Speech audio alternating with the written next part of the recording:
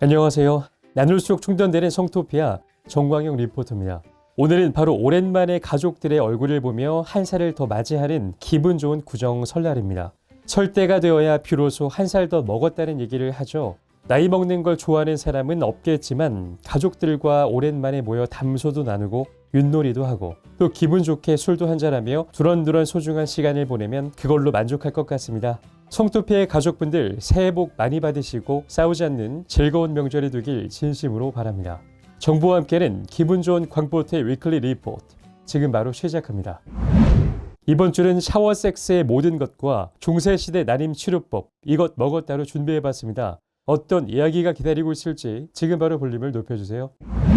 샤워 섹스의 모든 것. 샤워와 함께하는 섹스는 야릇한 상상을 불러일으킵니다. 섹스는 덥고 축축할수록 더 야하다는 말이 있듯 샤워실은 그 두 가지를 환상적으로 갖춘 곳이죠. 그래서 샤워를 하면서 하는 섹스를 무척 좋아하시는 분들이 많습니다.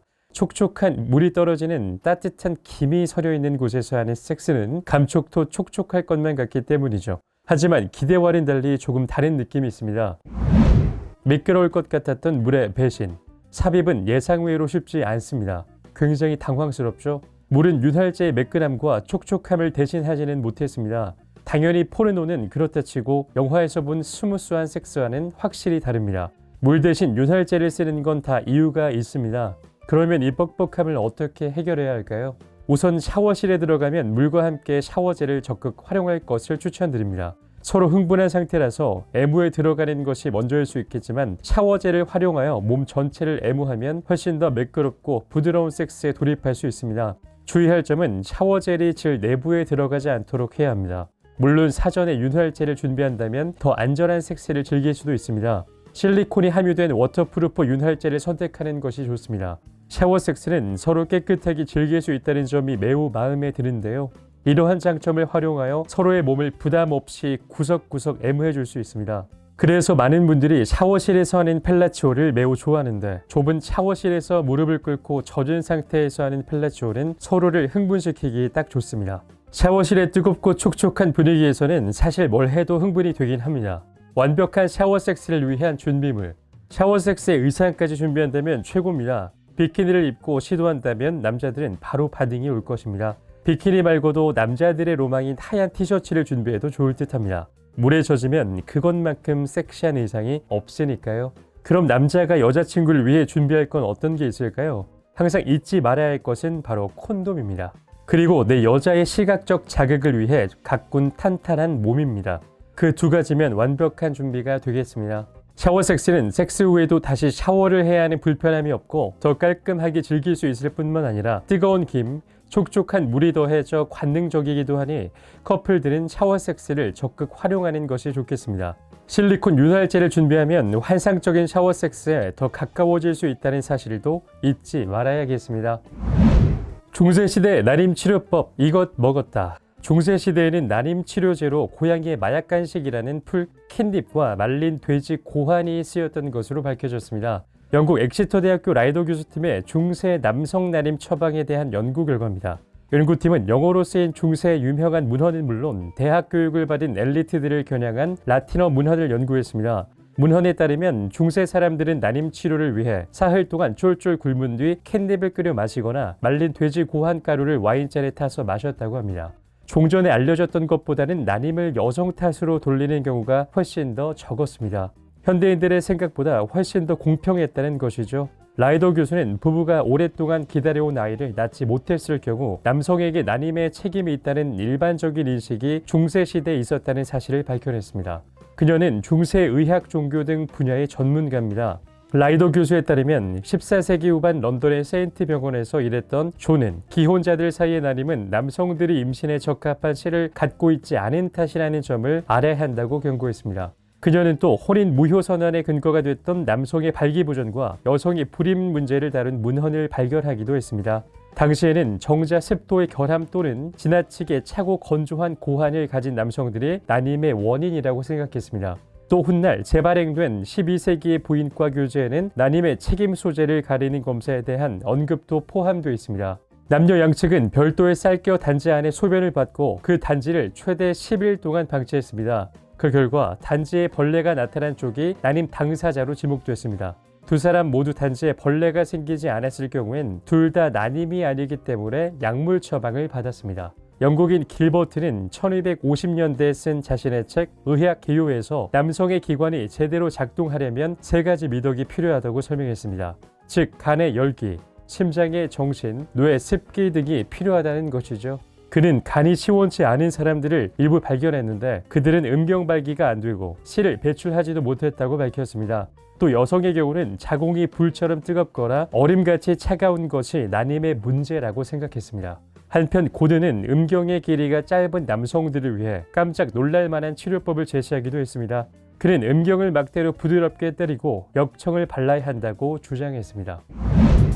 당신을 에너지 오르가즘 강연으로 초대합니다. 통통 섹스정보통.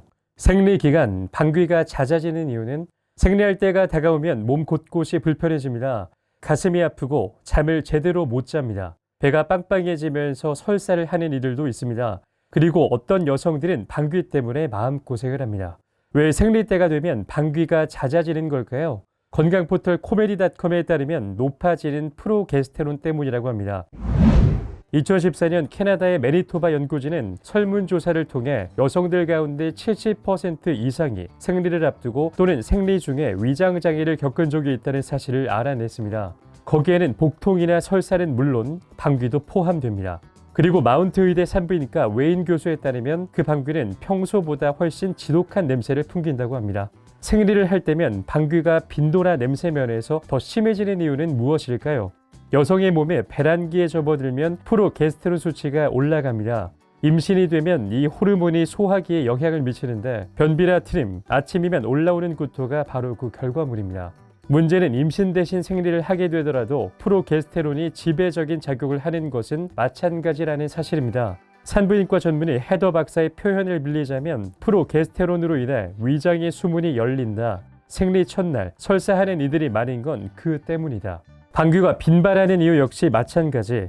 프로스타글란딘도 영향을 미칩니다. 생리 중에 배출되는 이 화합물은 자궁뿐 아니라 평활근 또한 수축하게 만듭니다. 따라서 배에 가스가 차고 자꾸 방귀가 나오는 것이죠. 그렇다면 방귀를 줄일 수 있는 방법은 무엇일까요? 방귀는 소화 과정의 부산물인 만큼 식단을 점검하는 게 중요합니다. 첫째, 가공식품을 멀리할 것. 둘째, 자극적인 음식을 피할 것. 생리가 다가오면 달고 짜고 매운 음식이 당기기 마련입니다. 하지만 그럴수록 건강한 음식, 담백한 메뉴를 고르려고 애쓰는 게 좋습니다. 단 콩 종류나 콜리플라워는 사태를 악화시킨다는 사실을 기억해야 합니다. 통통 섹스정보통 2. 일찍 자고 일찍 일어나는 사람이 땡땡도 많이 한다. 수면 습관에 따라서 성생활도 크게 달라지는 것으로 나타났습니다. 최근 조사에 따르면 일찍 자고 일어나는 사람은 늦게 자고 늦게 일어나는 사람보다 성관계를 더 많이 하는 것으로 나타났습니다. 수면 산업 전문 업체 슬립스는 세계 수면의 날을 맞아 마케팅 리서치 회사 원폴의 수면 습관과 생활 양식에 관한 설문조사를 의뢰했습니다. 외국인 2,000명을 대상으로 한 이 설문조사에서 일찍 자고 일찍 일어나는 얼리버드족 사람들과 늦게 자고 늦게 일어나는 올빼미족 사람 간에는 몇 가지 커다란 차이점이 나타났습니다. 먼저 올빼미족은 수줍음이 많은 성격인 것으로 나타났습니다. 또 미혼일 가능성이 더 높은 것으로 밝혀졌습니다. 반면 얼리버드족은 결혼해서 아이를 가질 가능성이 더 높았습니다. 또 얼리버드족은 온라인 데이트를 시도했을 가능성이 더 높았습니다. 평균적으로는 얼리버드족이 올빼미족보다 더 많은 성관계를 갖는 것으로 나타났습니다. 수면 시간은 올빼미족이 6시간, 얼리버드족이 7시간으로 큰 차이는 없었습니다. 슬립스의 로건 담당이사는 얼리버드족인이 올빼미족인이 하는 것보다 일관된 수면 스케줄을 갖고 충분한 휴식을 취하는 것이 더 중요하다고 말했습니다. 한편 얼리버드족은 더 많은 돈을 벌 확률이 높은 것으로 나타났습니다. 또 더 행복하다고 느낄 가능성이 10% 더 높았습니다. 자신이 얼리버드라고 생각하는 사람들은 걷기, 하이킹 등 더 활발한 취미를 가지고 있는 경우가 많았습니다. 반면에 올빼미족은 독서 등 좀 더 느긋한 취미를 갖는 경향이 있었으며 잠드는데 어려움을 겪거나 숙면을 취하지 못하는 경향이 있는 것으로 나타났습니다. 제가 오늘 준비한 콘텐츠는 여기까지입니다. 오늘은 흥미로운 섹스 뉴스에서는 샤워 섹스의 모든 것에 대해 알려드렸고요. 또 통통 섹스 정보통에서는 일찍 자고 일찍 일어나는 사람이 성관계도 많이 한다에 대해 알려드렸습니다. 자, 그럼 다음 주에는 또 어떤 컨텐츠가 기다리고 있을지, 어떤 알찬 정보로 여러분들께 찾아뵐지 많이 기다려주시고요. 우리나라 모든 성인들이 자유롭고 행복한 섹스를 하는 그날까지 조광포터의 섹스 리포팅은 계속됩니다. 그럼 다음 주에 만나요. 제발. 나눌수록 충전되는 에너지 오르가즘 발전소 타워러브.